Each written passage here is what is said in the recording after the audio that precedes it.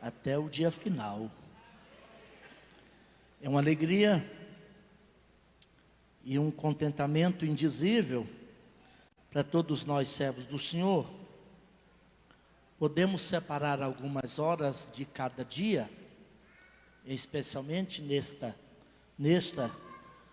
dia de terça-feira, para estudarmos um pouco mais a palavra do Senhor.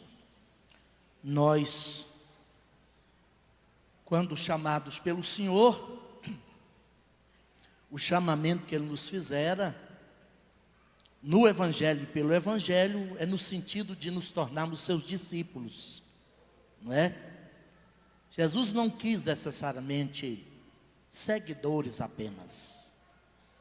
Ele não veio apenas para se tornar um dos grandes homens da história e ter um grande fã-clube de alcance internacional, de alcance global.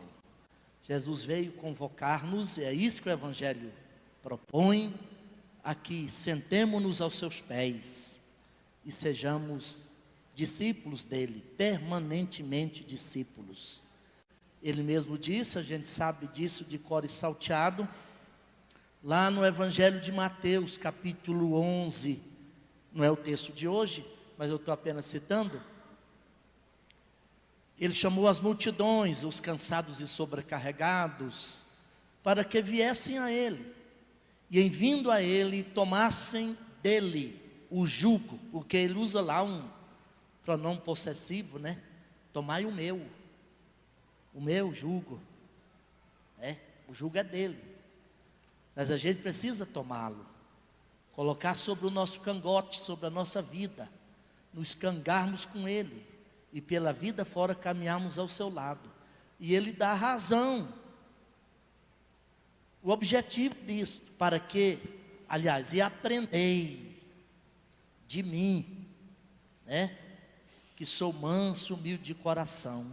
E aí tem outro advérbio lá, agora um advérbio lá, dizendo, assim, e tão somente assim, se fizerdes isso, se aprenderdes então, achareis descanso para a vossa alma. Será que porque tem tanta gente cansada, tanta gente aflita, porque esqueceu, em algum momento, passou-se de suas mentes, o inaudito privilégio de quedar-se aos pés de Jesus de Nazaré, e aprender dele, é a coisa mais gloriosa na vida. Por isso a gente não se cansa de vir, abrir a Bíblia hoje, abrir amanhã, ler o mesmo texto, e as Escrituras como palavra de Deus, fonte inexaurível do saber divino, a gente nunca chega ao fundo, Ninguém vai poder dizer que conhece-a no seu todo. Pode até que alguém consiga pregar nela, de Gênesis 1 em 1, Apocalipse 22 e 21, mas ele não vai poder dizer, eu preguei toda a Bíblia. Ele terá pregado em toda a Bíblia, mas jamais alguém vai pregar toda a Bíblia, se não mude, não teria lido a Bíblia 200 vezes, imagina só, 200 vezes, e a gente vai lendo e estudando, e hoje mesmo eu estava outra vez lendo os Salmos, e eu parei ali no Salmo de número 33, é um convite ao louvor ao Senhor, para a gente fazer tudo para Deus com arte, com alegria, na confiança da provisão que dele vem. Então, é um privilégio enorme estarmos aqui. Eu gostaria de, com os amados desta noite, pensarmos um pouco no Evangelho de Jesus, segundo Lucas, capítulo 5. Deus tem uma palavra para o seu coração aqui, para o meu coração nesse texto. Eu vou ler a partir do versículo 1, alguns versículos, que nos diz o seguinte: aconteceu que, apertando a multidão para ouvir a palavra de Deus, estava ele junto ao lago de Genezaré, e viu estar 2 barcos junto à praia do lago, E os pescadores, havendo descido deles, estavam lavando as redes. E entrando num dos barcos, que era o de Simão, pediu-lhe que o afastasse um pouco da terra, e assentando-se, ensinava do barco a multidão. E quando acabou de falar, disse a Simão: faze-te ao mar alto e lançai as vossas redes para pescar. E respondendo Simão, disse-lhe: mestre, havendo trabalhado toda a noite, nada apanhamos, mas porque mandas, sob a tua palavra, lançarei a rede. E fazendo assim, colheram uma grande quantidade de peixes, e rompia-se-lhes a rede. E fizeram um sinal aos companheiros que estavam no outro barco, para que os fossem ajudar. E foram e encheram ambos os barcos, de maneira tal que quase iam a pique. E vendo isso, Simão Pedro prostrou-se aos pés de Jesus, dizendo: Senhor, ausenta-te de mim, porque eu sou homem pecador. Pois que o espanto se apoderara dele e de todos os que com ele estavam, por causa da pesca que haviam feito.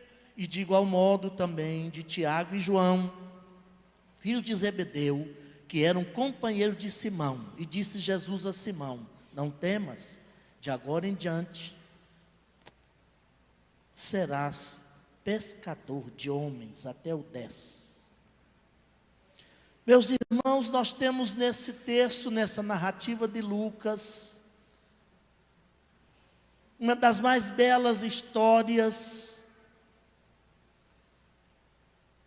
de atuação de Jesus na realidade humana. E às vezes, tal como essa realidade aqui, uma realidade trivial, do dia a dia, do cotidiano. Daquilo que para aqueles homens, pescadores por profissão, conhecedores daquela realidade, daquela bacia do mar da Galileia, era muito comum. Eu imagino que eles conheciam aquele mar, que não é na verdade um mar, é um lago de água doce, mas pelas suas dimensões, e porque aquele mundo, aquela época, os navegantes, os navegadores não tinham singrado os grandes mares e oceanos do nosso planeta, eles resolveram chamá-lo de Mar da Galileia, ou Lago de Genezaré, ou Lago de Tiberíades. E eles conheciam aquilo como a palma da mão, era o seu palco de atuação, sua arena de trabalho. Mas o extraordinário disso aqui é que Jesus se aproxima daquela realidade. Veja bem que o capítulo começa dizendo que a multidão estava ali próximo, junto ao lago de Genezaré, e Jesus estava por ali, a multidão perto dele, para ouvi-lo. Mas eis que Jesus, o texto nos indica isso, toma o comando daquela realidade para colocar um fim, talvez no cansaço, na inutilidade, ou pelo menos na sensação de inutilidade que aqueles trabalhadores estavam vivendo. Veja que Pedro, experiente pescador, confessou aqui: Senhor, ou mestre, havendo trabalhado a noite toda, nada apanhamos. Eu quero compartilhar com os amados irmãos algumas verdades e diretrizes de Deus que esse texto nos coloca, no sentido de vencermos o nosso senso de inaptidão, nosso senso de inutilidade, nossa luta frenética, às vezes até na vida cristã, na atividade do dia a dia, no afã de conquistar, de viver, e às vezes não obstante a luta e o empenho despendido, o recurso aplicado, a gente chega a um momento como esse, de dizer: o trabalho não faltou, minhas mãos estão calejadas. Certamente os pescadores dizendo: nossos músculos estão cansados, distendidos, de tanto arrastar as redes, pois trabalhamos a noite toda e nada apanhamos. Mas tem algo extraordinário aqui. Se Jesus chegar para mim, para a sua realidade, Ele vai marcar uma grande diferença. Nós vamos sair, em nome de Jesus, dessa sensação de trabalho inútil, de luta incansável, sem resultado. Por que eu estou introduzindo assim? Eu tenho aqui 4, 5 verdades. Se eu conseguir falar 3, já me dou por satisfeito. Pelo fato de que hoje a gente vive um tempo de muito ativismo, mesmo na fé.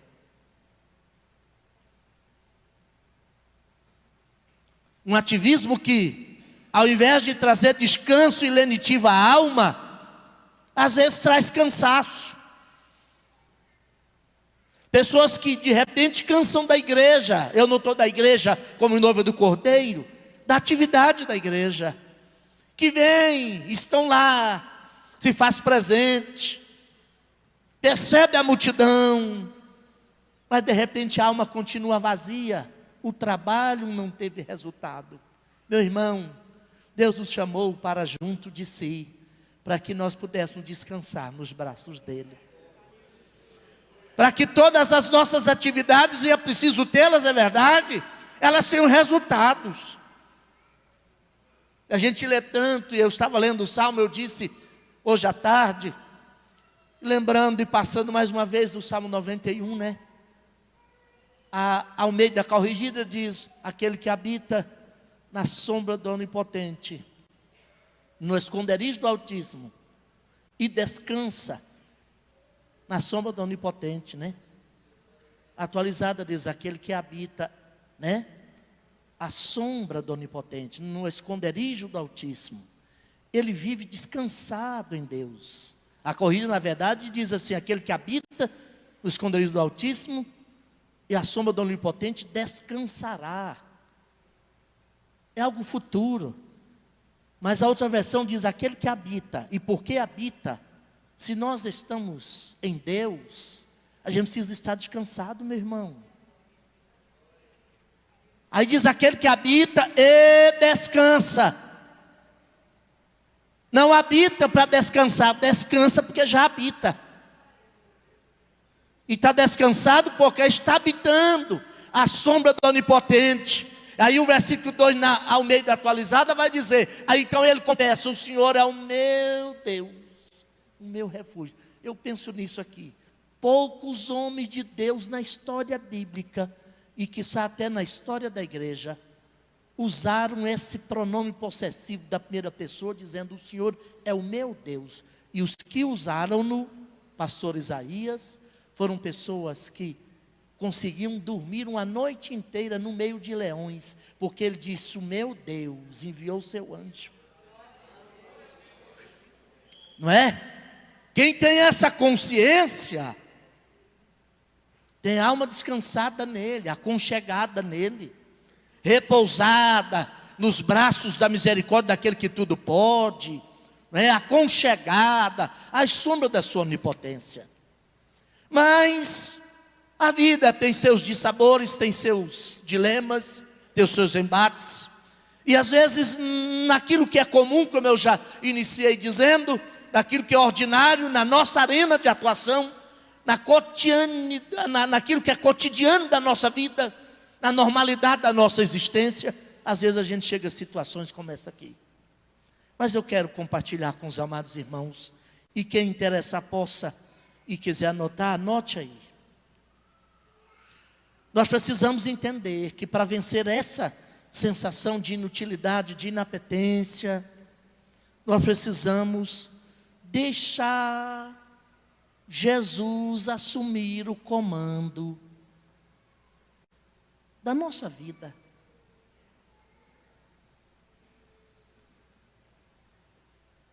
Jesus assumir o lugar de capitão do nosso barco existencial. Jesus está no comando.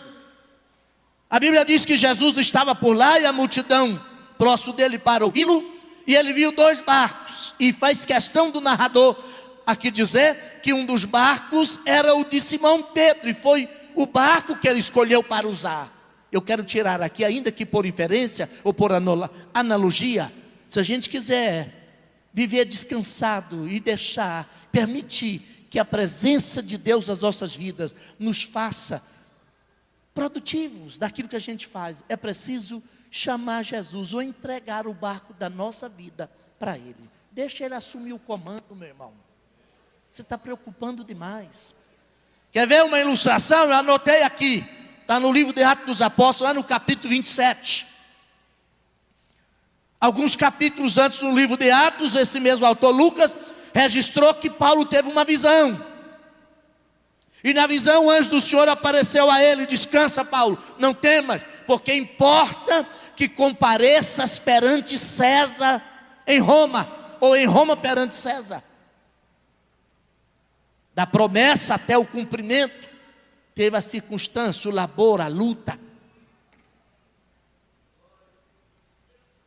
Ele ficou preso 2 anos em Cesareia Marítima, que a Bíblia tem 2 Cesareias, de Filipe e a Cesareia Marítima.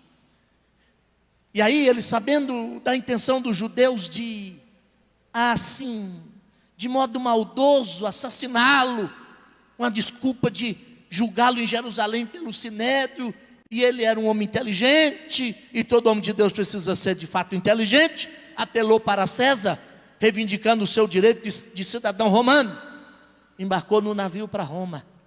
A gente sabe o naufrágio, foi dar numa ilha, a gente sabe, mas antes de chegar à ilha, eu gosto disso aqui. Todo mundo desesperado, e não era um navio pequeno, um barco pequeno.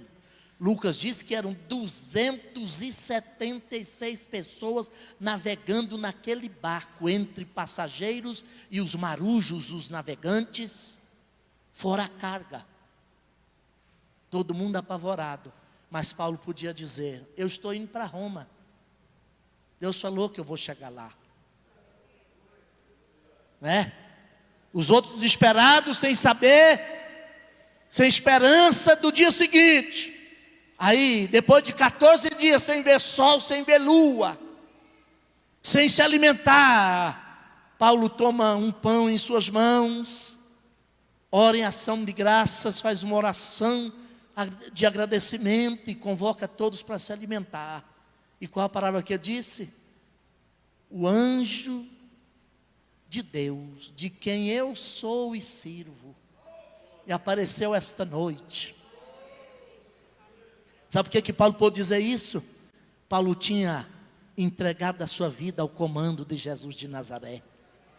Esse experiente pescador chamado Pedro, naquela arena, como eu já disse, de sua atuação diária, cansado de uma noite longa de trabalho, não apanhou nada, ele disse aqui. Nós não pescamos nada. Mas tudo começa quando ele entrega seu barco existencial, seu barco para Jesus usar. Jesus já tem o controle do barco da sua vida. Ele está com o leme na mão da sua vida, dirigindo a sua vida para onde Ele deseja você chegue. Tudo começa aqui. Nós precisamos permitir que o Senhor Jesus assuma de fato o comando da nossa vida. Bendito seja o nome do Senhor Jesus. Mas há uma outra verdade aqui que eu gostaria que você refletisse nela comigo. Está bem claro aqui. Reserve tempo na sua vida, e tempo de qualidade, mas também de quantidade, para estudar, ouvir o que Deus tem a te dizer nos momentos de dificuldade da sua vida. Eu fico olhando, imaginando assim, aqueles pescadores na realidade do mar de Tiberíades ou do lago de Tiberíades. Jesus chega, assume o barco de Pedro, assume o comando e não resolve de imediato a questão da pescaria. o versículo de número 3, vai dizer assim: e entrando em um dos barcos, que era o de Simão Pedro, pediu que eu afastasse um pouco da terra, e assentando-se, eu gosto desse verbo aqui, ensinava. Hoje, às vezes, Jesus não tem tantas pessoas atentas ao ensino dele, né? Essa é uma questão que, talvez pela correria e o ativismo do nosso século, a gente não deixa a nossa mente, nosso cérebro, quando adentramos a casa de Deus e subimos à casa do Senhor, coração e mente abertos, para que Deus possa nos falar. Nos distraímos facilmente, não é? E a gente não se aplica em ouvir, e ouvir inteligentemente, com algum entendimento, a palavra do Senhor. Diz aqui que a ideia do verbo aqui no pretérito imperfeito, deixa a ideia de que foi algo demorado. A verdade é que Deus está dizendo: vosso cansaço resulta do vosso ativismo inútil, mas antes de eu proferir e dar uma direção a vocês, em modo como vencer isso, vocês têm que ter a disposição de alma, abertura de coração, para me ouvir. Eu quero ensinar vocês. Engraçado nada, curioso que o versículo 1 também começa dizendo que a multidão o apertava para ouvir a palavra de Deus. Gente, eu quero rogar o Espírito Santo, e tenho feito isso na minha particularidade, mas rogar ao Espírito Santo que envie sobre a igreja brasileira um reavivamento que nos faça sedentos pela palavra de Deus. Ela se tornou tão comum,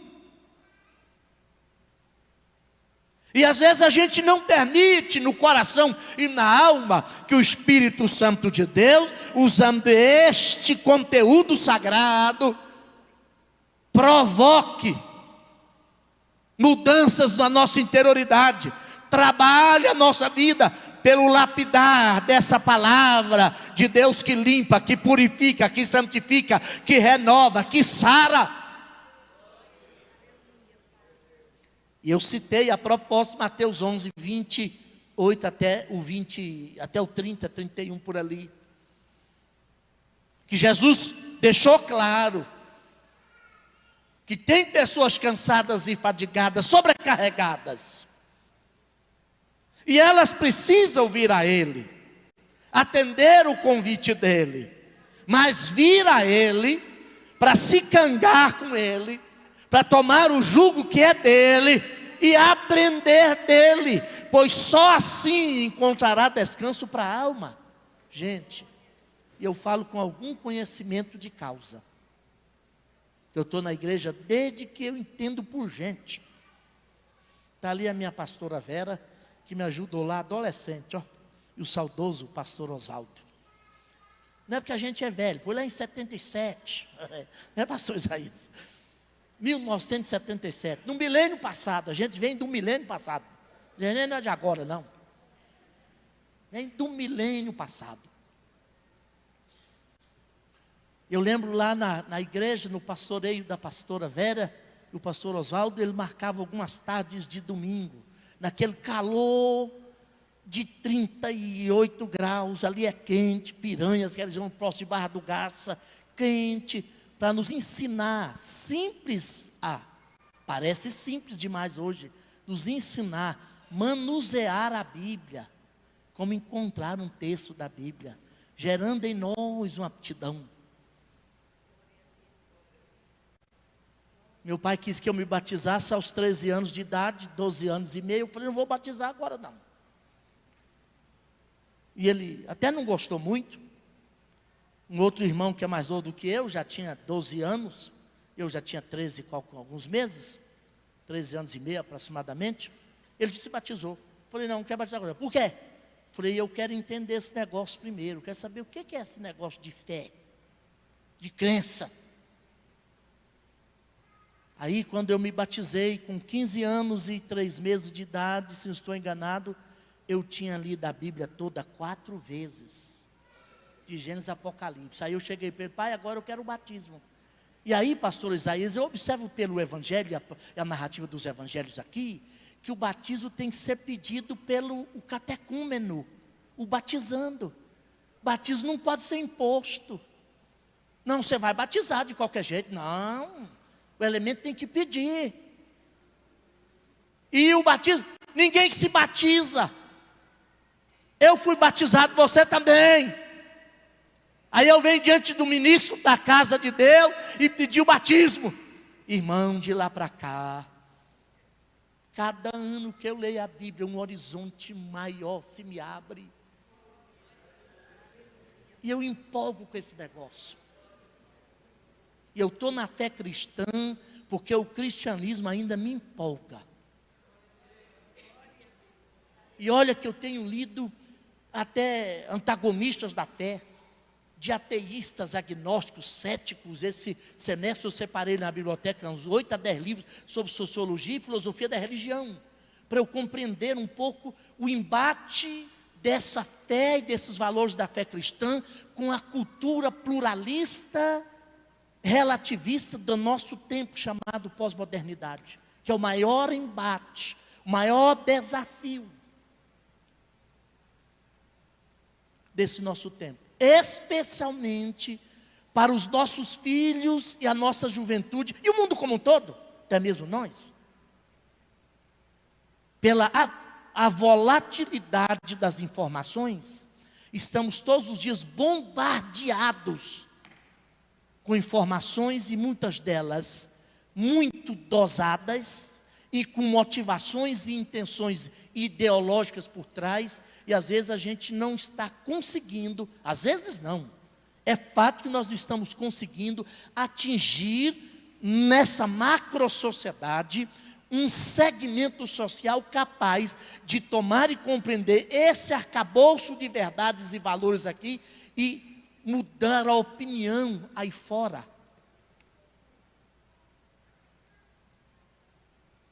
Como, irmão Abraão? Na qualidade de um Daniel.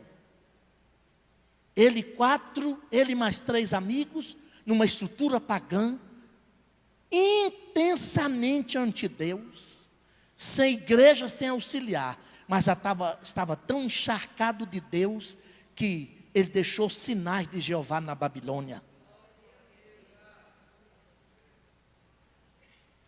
Porque às vezes, por N razões, por não sentarmos aos pés dele, por não demorarmos em ouvir os ensinamentos dele, nossas convicções, nossa compreensão de vida, nossa escala de valores, nossa moralidade, quando existe, nossa ética é muito micro, muito pequena. Esquecemos de uma macroética. É questões periféricas, detalhes. E alguém já disse aí, não sei se é acertado ou nem tanto, que o diabo mora nos detalhes. E por faltar uma macroética, esse conteúdo de alma, esse encharcamento de Deus, eu preciso dizer como homem de Deus aqui esta noite, nossa nação em grande parte está no que está. É culpa da igreja? Não é. Mas às vezes de minha atuação lá. Onde eu convivo, onde eu vivo, onde eu compro, onde eu falo, onde eu moro, onde eu estou, onde eu negocio. Essa escala de valores, por faltar esse conteúdo na alma, não faz a diferença. É a lição de domingo que nós estudamos, né? Vivendo, eu até atrevidamente botei uma outra palavra lá, que ficou vivendo nesse presente século. Vivendo como? Vivendo como filhos de Deus nesse presente século. Porque vivendo como crente ou não crente, a gente está vivendo, existindo aí. A proposta de Efésios 3 é viver como? Como nova criatura, está lá. E aí a nova criatura, onde ele põe os pés, deixa a marca de Deus lá. Bendito seja o nome do Senhor. Paulo, prisioneiro, sozinho, fugindo para não morrer, pela astúcia e a sagacidade do sinédrio romano, dentro de um navio, com a não ser seus companheiros que estavam com ele, eram muito poucos.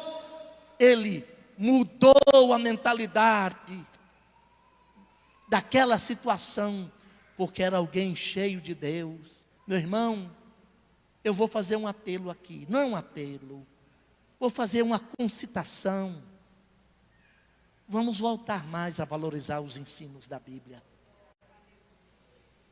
Vamos pedir ao Espírito Santo de Deus que derrame em nós aquela atitude dos crentes bereanos, né? Em Tessalônica, Paulo levou pedrada, correu para Bereia, e a Bíblia diz que ele foi para a sinagoga e pregou lá por alguns sábados, e enquanto pregava, a Bíblia diz que os bereanos examinavam as escrituras. Aí o autor sagrado, ora, Lucas, pelo Espírito Santo falou, usou um adjetivo excelente, um bom adjetivo, que os bereanos eram mais nobres. Então na fé cristã, a nobreza não está nem enquanto naquilo, não está no quanto eu sei, nem na minha performance de púlpito, e nem na minha cara de beneditino. No reino de Deus a nobreza está diretamente ligada ao quanto eu valorizo a palavra do Senhor e tenho coração e mente aberto para ela. Só que nessa sociedade do ativismo, a maioria das pessoas estão cansadas. O cérebro não funciona, está engavetado.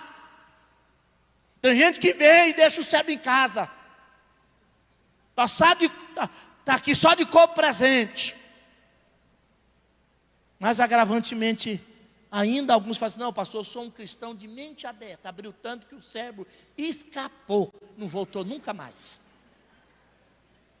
Tem 30 anos de fé, e é bom que tenhamos tempo de fé, mas não melhorou o entendimento, não cresceu, não aumentou o conteúdo, a substância. Meu irmão, me preocupa que nós estamos nos tornando uma comunidade evangélica, e grande comunidade evangélica desse país, um contingente considerável da sociedade brasileira, mas muito sem substância, muito sem conteúdo.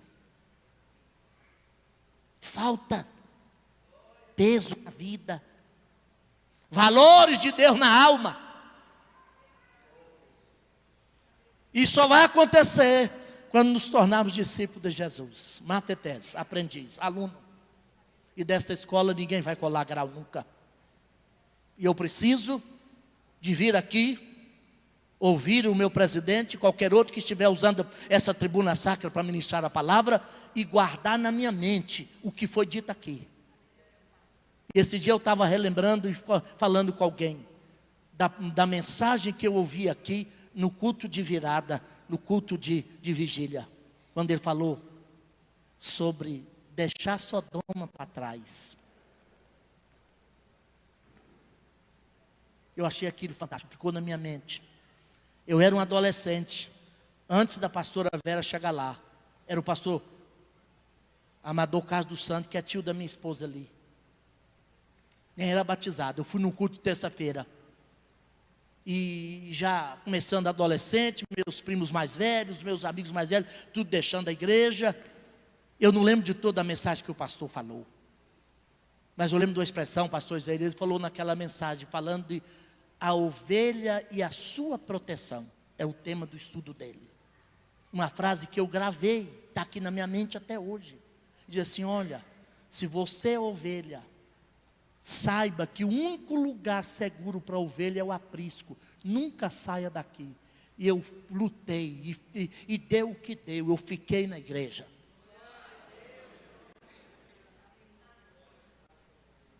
Porque o lugar de segurança para a ovelha é aqui. Mas isso martelou minha mente, que eu guardei aquilo lá. E a gente pensa assim: mas pastor, por que tem esse versículo lá na Bíblia? Guardei a tua palavra onde? No coração, né?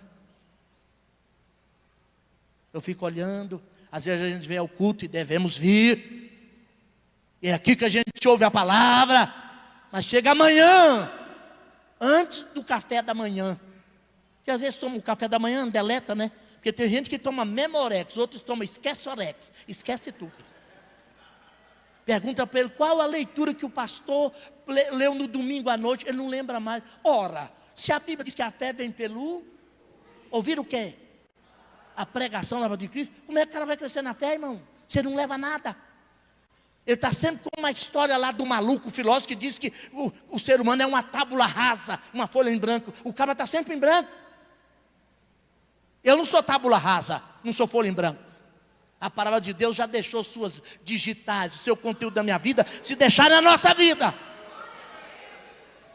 Primeiro, a deixar Jesus assumir o comando da nossa vida. Segundo, dedicar tempo de qualidade, mas também de quantidade, para quedarmos aos pés de Jesus e estudarmos a palavra. Ela fará a diferença.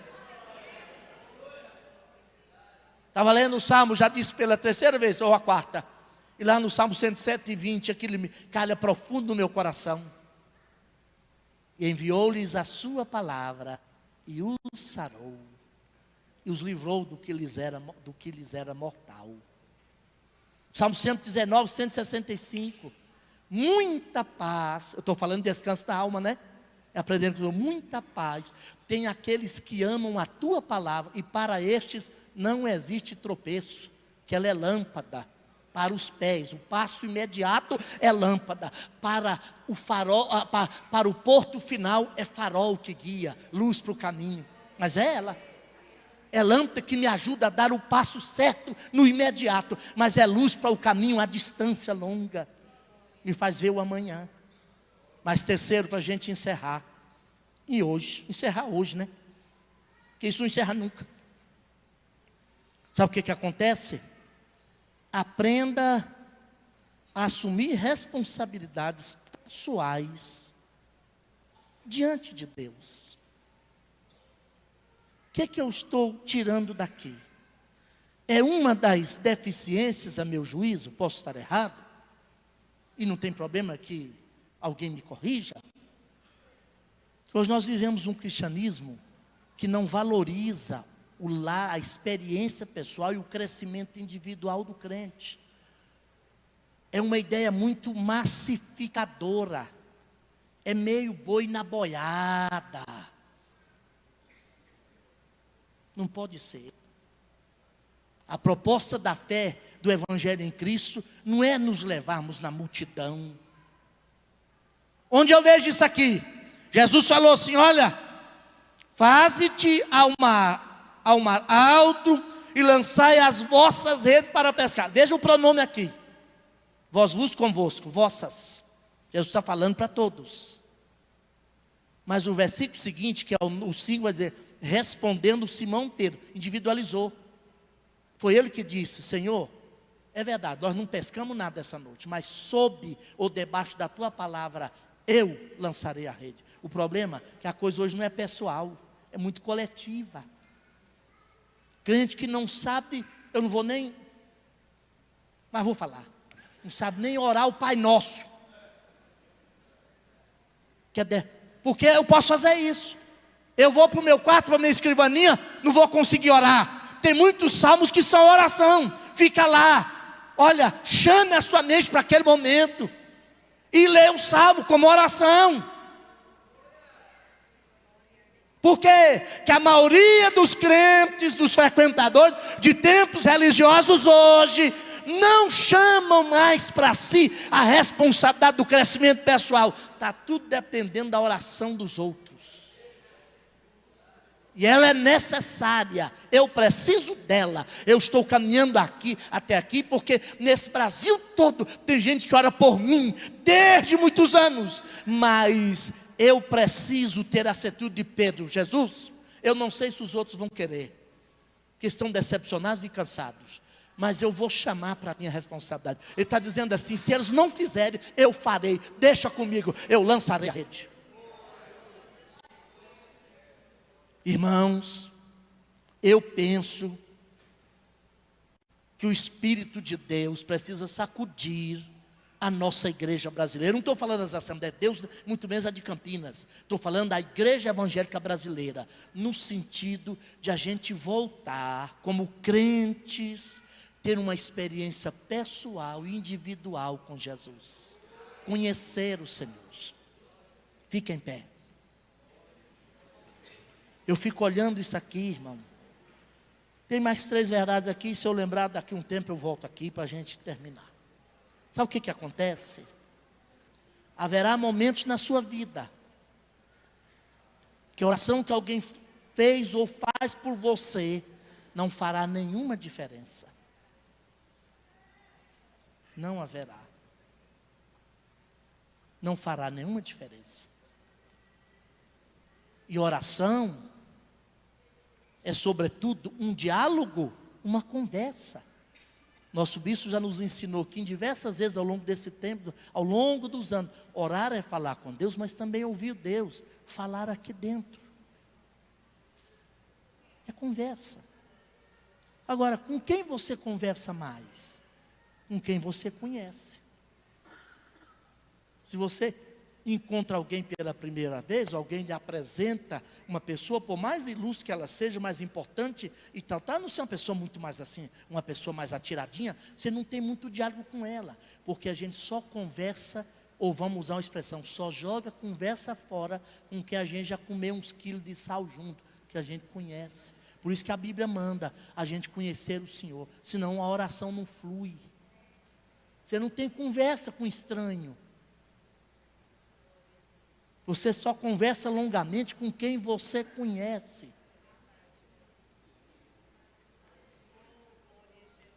E a gente precisa aprender essa realidade na vida pessoal.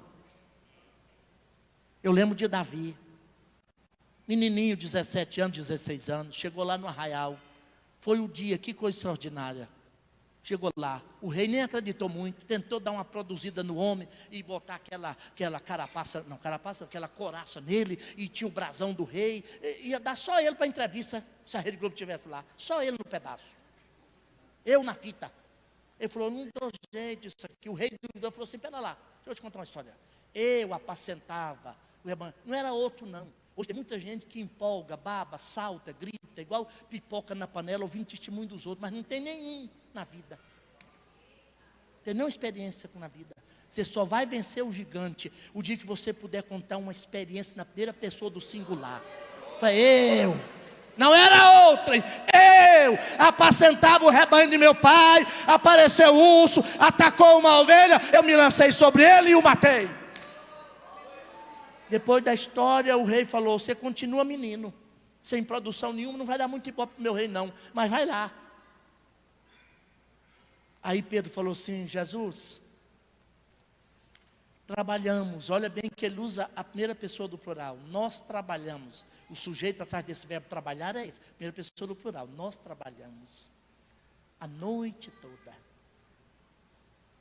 nada apanhamos, mas sob a tua palavra lançarei a rede.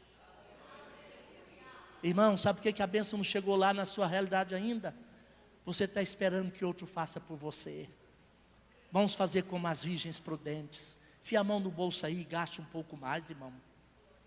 A graça de Deus já te deu as vestes brancas, já te escolheu para a festa nupcial, já te deu a lâmpada com a mesma quantidade de azeite. Agora só vai chegar lá aquele que particularmente confiar, acreditar e gastar mais. Eu estou falando de gastar não dinheiro, gastar tempo, gastar memória, gastar fosfato, gastar tempo com Deus. Gaste mais.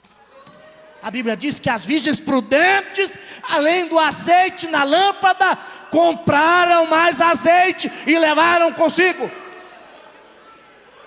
Aí chegou a hora delas gritar, ei, para as outras lá, dá-nos do seu azeite. Falou, não, isso não é inteligente. Se for só, já disse, como é que a gente vai desvestir um santo para vestir o outro? Vai ficar os dois com problema. Falou para eles, ide aos que o vendem e comprai. Sabe o que está dizendo? Eu acho, pastor Isaías, que no primeiro momento é graça, maravilhosa graça, infinita graça, mas depois tem custo, meu irmão. Até porque o oposto de graça não é esforço, é mérito. Ninguém alcança nada em Deus por mérito, mas a graça não dispensa o esforço. E o pior, que aquelas irmãzinhas tentaram fazer a coisa certa na hora errada. Porque haverá um momento, como eu disse, a oração de minha mãe não vai fazer diferença para mim. É tete a tete, olho no olho. E se eu não tiver a experiência de ter matado o leão, meu irmão, o gigante me leva. Pai querido, eu peço a Ti que o Teu Espírito continue nos orientando, nos conduzindo, nos dirigindo, nesses tempos agudos e difíceis que a igreja do Senhor atravessa. Quem sabe muitos dos seus filhos aqui, muitos de nós, estamos vivendo realidades assim, noites quase intermináveis de labor inútil, de luta incansável. Mas o dia vem sobre nós com a mesma derrota, a mesma sensação de fracasso e derrota de sempre. Deus, vem, assuma o comando da nossa vida.